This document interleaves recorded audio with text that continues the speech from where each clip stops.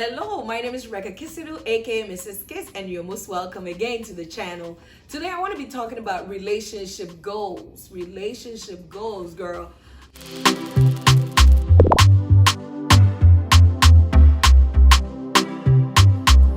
Produced by Wizlove.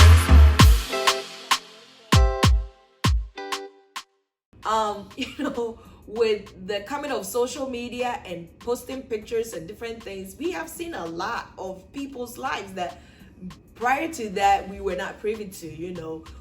Before the coming of social media, you had to go to somebody's house to see their pictures in their albums, which I still do keep album in the house. But now you can see a lot of what's going on in other people's lives. And sometimes we see the good, the bad, the ugly, the in-between, the conflict, sometimes even people having conflicts on social media. So we see all that. And with that has come in the term goals, relationship goals and stuff. And it has received both good vibes and backlash. And I think from when it started coming up, a lot of people were using it and a lot of people liked it. And then later on, I started seeing that it received a lot of backlash to use relationship goals. And I don't really want to identify with either one, but I just want to give a little perspective, at least my own perspective, on what I think.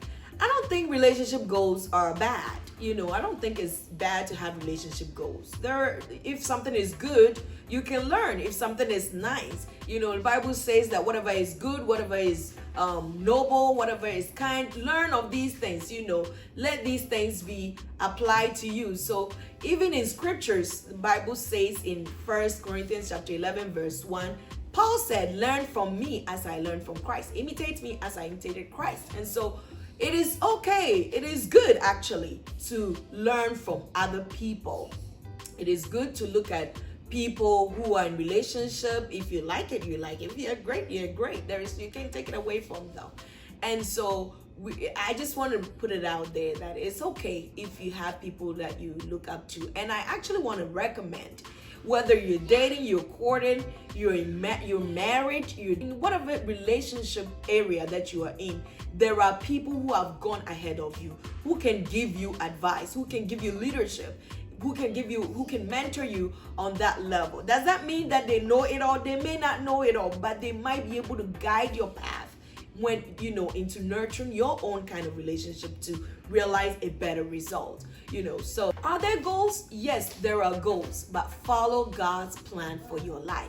You need to follow what God has carved out for you yourself. You can look at other people and you can be inspired by their way of life or their dealings or how they conduct themselves, but you need to look into your own life. And I said it somewhere that if you see somebody having a flashy wedding, it might just be that they're rich. They come from rich families, and there's nothing wrong with having a flashy wedding. You cannot bash such a person that they have extravagant weddings or they have extravagant ways of life or they live in a big mansion or everything is going on well. Some people were just born into rich families or privileged families. Some people are princes. That's what the Bible says, that we will be seated in the prince's seat. It means that some people are already ordained to be in that position. Some people are already elevated. Some people are called to be honorable in those honorable positions. So I don't feel like we should bash people who are able to live in an honorable or in a flashy way, even to say. So, but learning from such a person, if you don't come from that same environment, you may probably be misled. They may be able to afford a $7,000 wedding gown. Meanwhile, it will be unreasonable for you to even purchase a $5,000 wedding gown. So you need to be very careful what you are learning. People control what they put out there. What you see is not everything. It's not the whole picture. So just be mindful of that. Also be careful of negative influences. Negative influence in the sense that you see that somebody is doing this, or people are going on vacation, couples are going on vacations, they take vacation every year and different things, and so you are obliged or you feel like your particular marriage should be going on vacation every year. Meanwhile, you're at that stage where you're having children every year, like me. So you will not be, the logistics may not work out for you. So you should not just be looking and be forcing to be in that category. Everybody is different. Don't let somebody influence you or push you to assume that lifestyle if you're not cut out to be like that. Some people are extroverts. They live very loudly, or they live very, outwardly. You can see every move of their lives on social media, from when they get proposed to when they get married, to their wedding, to their having their first child, to their hospital. They blog and vlog about everything. And there's nothing wrong with that. That is in their nature to do that. But if you're not like that and you get people to push you to be that way, then you're not going to flourish. Then, in fact, yours is actually going to come out as cocky or unattractive. And you don't want that. Be in your own lane. Be your own goals. Look to find your own needs in every situation, whether it's raising your children, whether it's, dating that guy in church or in a different church. Look to find your own needs. What speaks to you as a person? What do you have as your own personal goals? Before you look at somebody for that goal, what is your own goal? Before you can align, you need to find out your own goal before you can align it with what you see or what you aspire to be.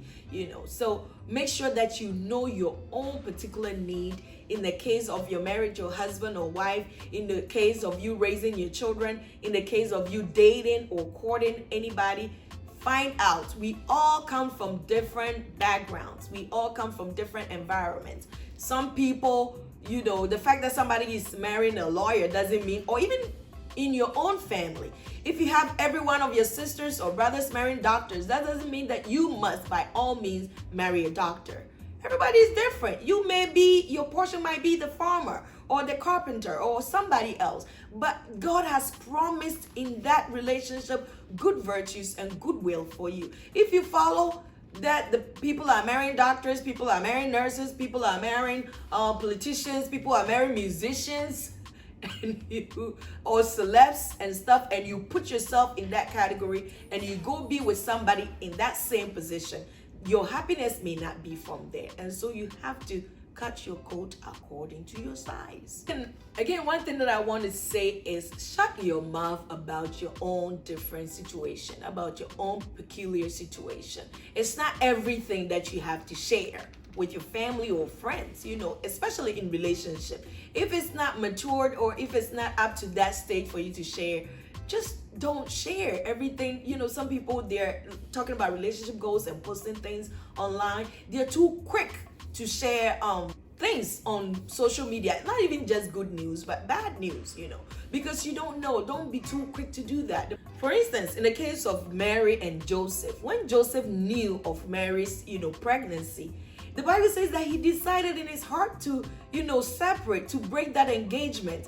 And before that, before he could break the engagement, the angel of the Lord came to him and told him not to do that. So if it was in this stage and he went on social media and said, we are done, then he removed the status, then he changed the status from engaged to single and doing the most on social media, the angel, what would have been the outcome when the angel came? The angel probably wouldn't have come, and it would have messed up a whole, generation of blessing that could have come out of it. So just be slow in some of the things that you're doing, and know your own peculiar situation. Pray about it first, consider it in your heart, in your mind, and think about things. I feel like that's what we are not doing a lot of that lately. We are not paying attention to things. We are not thinking. We are too hasty to post. We are too hasty to follow. We are too hasty to make decisions about our relationship. Consider it, and pray about it and wait on it first. And then you can proceed with whatever decision comes out of your waiting and, asking God's direction from it. Also, be aware of familiar patterns. Be aware of familiar patterns. God has carved unique pathways for each one of us. Look at the creation of God. It's diverse. It's so different. Even in flowers, there are different kinds of flowers. In trees, there are different kinds of trees. So the fact that somebody is on this path doesn't mean that you must also be on that path. You can learn, you can be inspired, you can actually admire. You don't have to be that. You don't have to be in that position. God has wired you for a different pathway. And so be able to live in that framework, be able to realize and recognize that and live in that framework.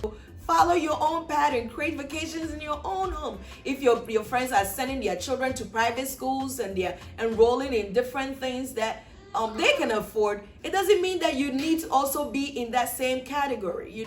God has a unique plan for you, and that is what you need to follow. You can admire it. I'm not saying, and I think people usually put tags on people who are living their life certain way, as in rich and luxurious. I don't think anything bad of those things. I can admire it, I can like it, I can love it. That doesn't mean that it should be me. That doesn't mean that it should be my goals. I can, admire it, like I said, but I have my own way too. So let's learn to differentiate between admiration and goals. You need to be able to admire when it is due. You need to be able to love when it's due. You need to be able to like and compliment when you see something nice, but also appreciate your own pattern. Appreciate your own framework that you operate. Proverbs 5 verse 15 says that drink water from your own cistern, running water from your own well. Drink water from your own cistern. Whatever you're doing, just draw inspiration from yourself at times too. Apart from looking at other people, apart from admiring and setting goals and looking and, wanting to be like others, also draw inspiration from what God has placed in your heart too, and be content with that. So relationship goals, yes, by all means, have some. I encourage you to have mentors. I encourage you to have goals, not just in relationship and marriage and in faith, but in every situation of your life, in career, in your lifestyle. Be inspired by what others are doing. We are all given, God has given us certain people. All the things that we are surrounded with are things that are supposed to aid us, to help us in our own personal, spiritual relationship growth. So let's draw from that, but let us be mindful in the way that we set our goals. Thank you so much for watching. Please share the video. Please like, comment. Let me know what you think, and subscribe to the channel if you're yet to do that. Thank you so much. See you next time.